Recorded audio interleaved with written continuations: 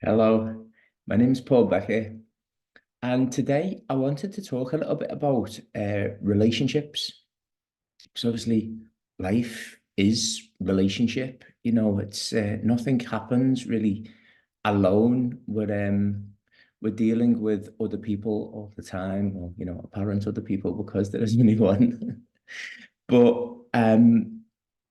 there's a funny there's a funny way we look at relationships. Well, since I've started to understand it, since realizing my true nature, I realized that I often, more often than not, came to relationship believing I had a half empty cup, and I was looking for that other person to have maybe a little bit more in their cup than me, and to pour a little bit in mine. And it was coming from a place of lack. It was coming from a place of looking outside myself to be completed. And it's we couldn't blame myself. Look at the world we've set up. Everything tells us the same story.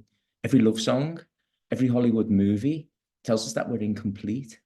Tells us that we're searching for that other half, that half that will complete us. Even I see a lot on spiritual things about twin flames, and you must find your twin flame, the other half of your soul, and then you will be complete. And I'm like, I don't know. Maybe that is the case. Maybe there is such a thing as twin flame. But when I realized my true nature, I realized my wholeness. I realized that I was lacking nothing. So to even dress it up in like spiritual jargon and clothing and call it a twin flame, just it seemed so the polar opposite to what I understood. So relationships, we tend, I think, and this again could be an unpopular opinion, I'm sorry, but I think we tend to come to relationships like beggars.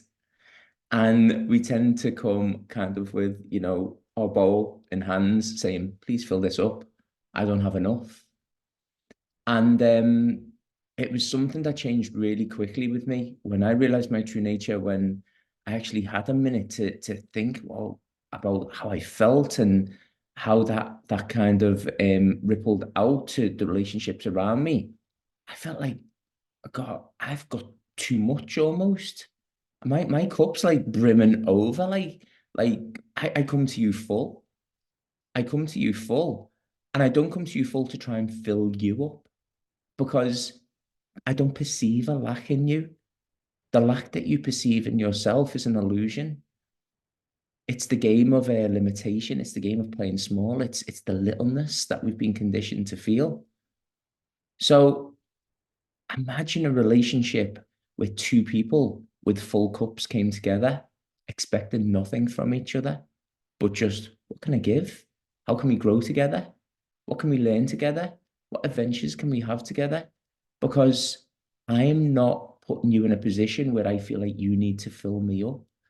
And inevitably, when you don't fill me up, the resentment that I feel, even though I say I'm in love with you, even though we've got married, even though we've got children, even though we've been together for X amount of years, this nagging resentment in the back of my head that you didn't do the job that I had, that I somehow thought you promised to do. You didn't fill me up. You didn't make me feel enough. Because how can someone give that to you? It's we're setting each other up with an impossible task. We can only fail if we come into a relationship expecting that that other person will complete us. You're already complete, but you're just not looking at it. While you believe yourself to be a beggar, you're going to beg. While you place your attention on lack and limitation, guess what? That's what the body's eyes are going to show you. That's what your 3D reality is gonna give back to you, because remember, you attract what you put out. So knowing myself straight away, I remember on the day, I remember saying sort of just to God as it was coming to me, it was so rapid. It was like, I was understanding, like in just like milliseconds. And I remember being like, God, I've never lacked. I just knew it all of a sudden. I was like, God, I've been playing such a funny game. And I was laughing. I was crying because of the emotion of it. But I was laughing. So I was like, it's like I've been tying my own hands behind my back and then trying to box. I've just been putting like this handicap on myself. But for what reason? It's like so strange. Like, why have I been doing this? Why haven't I been looking at all the things that I've got? And then it was like, so this focusing on the negative is focusing on what isn't. So even like if you think in maths, when we count in like numbers and then we have zero, then we have negative numbers underneath. Well, -1 is not one. -2 is not two. -3 is not three. So -100 is no greater than -1 because they're both not. They're not, they don't exist. They're negative. And so when I was looking at the negatives in my life, I was like, I'm trying to look at what's not there, and what's not there isn't there. It doesn't exist. So then when I looked at the positives, they had body, they had mass. And I was like, why have I not been looking at just the things that exist, at just the things that are here? Now, I know in our lives, we can be like, well, grief is here with me and sadness is here with me. And, because of like, it's a reaction to something that's happened outside. Does that make sense? But gosh, my understanding was, I was like, everything is love. But love is so misunderstood. Love is not what we've been sold in the Hollywood movies. Love is not what we've been sold in the love songs. Love is not what we've been sold in these novels. Love is like white light, okay? It encompasses everything. But if you were to put it through a prism, it could refract into, joy, into peace, into satisfaction, into security, into freedom. Like they are, if love was refracted through like a prism, I don't know if the refractors is the right word. If anyone's a science bod out there, they can tell me. But when you put light through a prism, it splits into a rainbow. If you put love through a prism, yes, it could split into those things, but it is all of those things. So love isn't make me a promise to stay with me. Love isn't sign this marriage contract that says there's no one else but me. Because I'm not sure enough in all of that. I need you to promise. So strange. So strange. Because relationships, as much as we're trained and we're conditioned to hold on to things, aren't we? We're trained to resist change because whatever's coming must be worse than what we have. If we get something good, then it can only go downhill from here. We're so negatively orientated like that. But what is the harm in relationships having seasons? In coming together and learning all that you can learn from that person in that period of time, and then going away to learn what you might need to do or experience what else you might need to do. Now, this is not me saying that we shouldn't have monogamous lifelong relationships. I'm not saying that at all. But what I'm saying is this obsession we have with completing ourselves and fulfilling ourselves with another person, and then turning that into some kind of like till death do we part, this death promise. It just seems so strange to me because I was like, but where's the freedom? What if I need to go over here to grow in another way, in a way that you don't facilitate for me, or what if you need to do the same?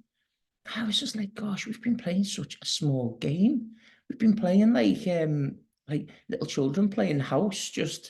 It was just such a basic understanding to my now knowing of what love felt like to me, the expanse of it, the freedom of it, it doesn't build a barrier. It doesn't build a wall around itself. It's constantly expanding.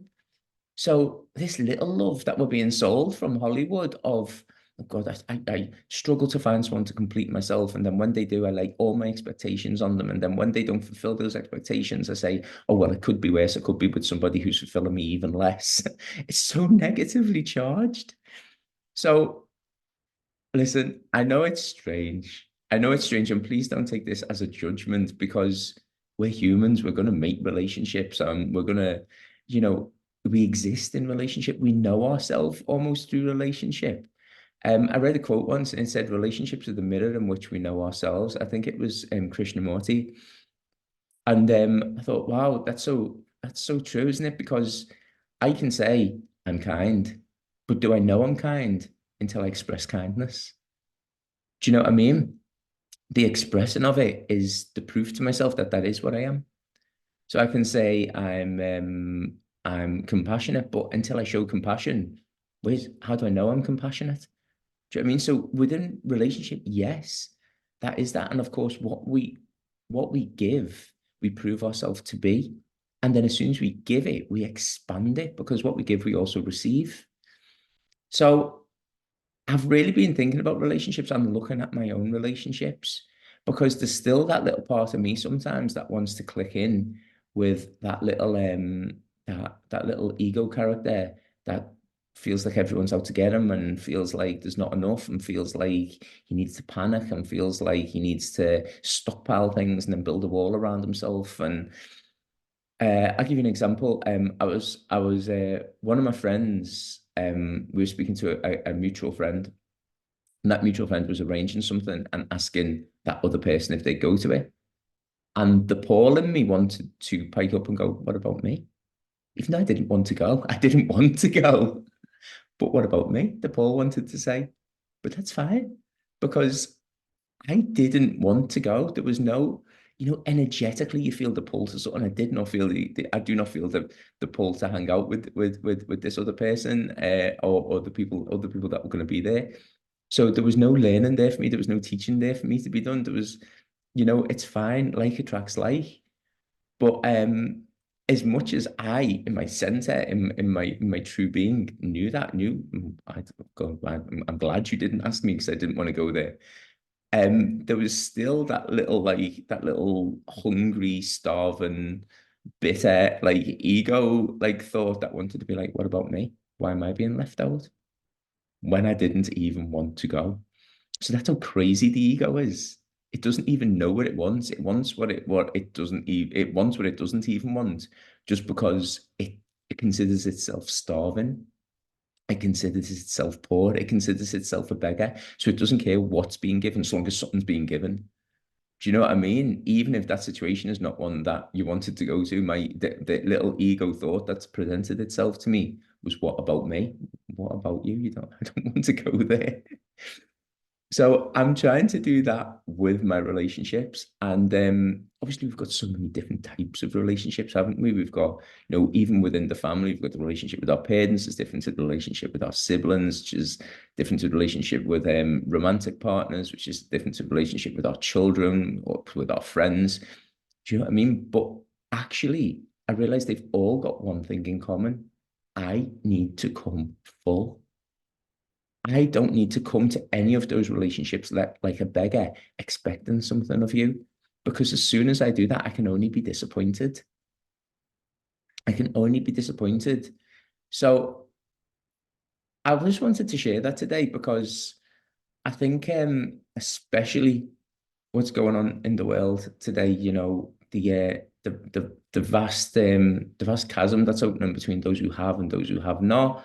The violence, the civil unrest, the anxiety, all of this doesn't get solved by me considering my glass is half full and I need to come to you to fill me up. I can only stand in my own power. I can only stand in my own fulfillment, my own satisfaction, my own fullness, my wholeness. And then I radiate that. And imagine a world where everybody did that. I also read something once. It was I'm a teacher, and it was a teacher in America said he invited a Buddhist monk to speak to his class, and the Buddhist monk walked in and was completely silent and wrote on the board, "Everybody wants to change the world, but nobody wants to help mom with the dishes."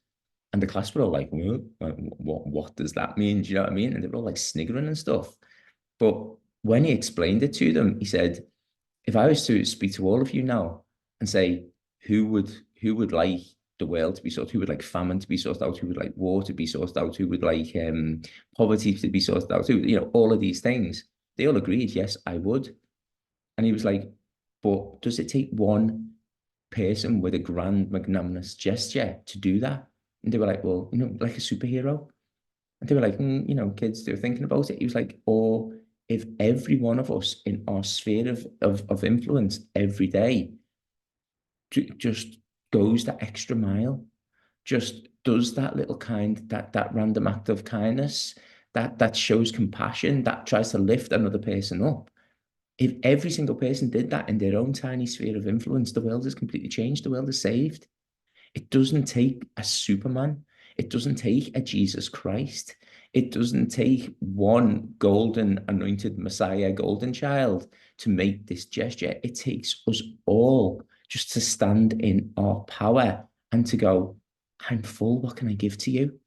Because if every person does that, the world is instantly a different place. So it's a big one. I know it's a big one to get your head around. I know it is, but I really wanted to speak about it today. And I hope you can have a little think about that and maybe try and apply that to your own relationships. I love you. Bye.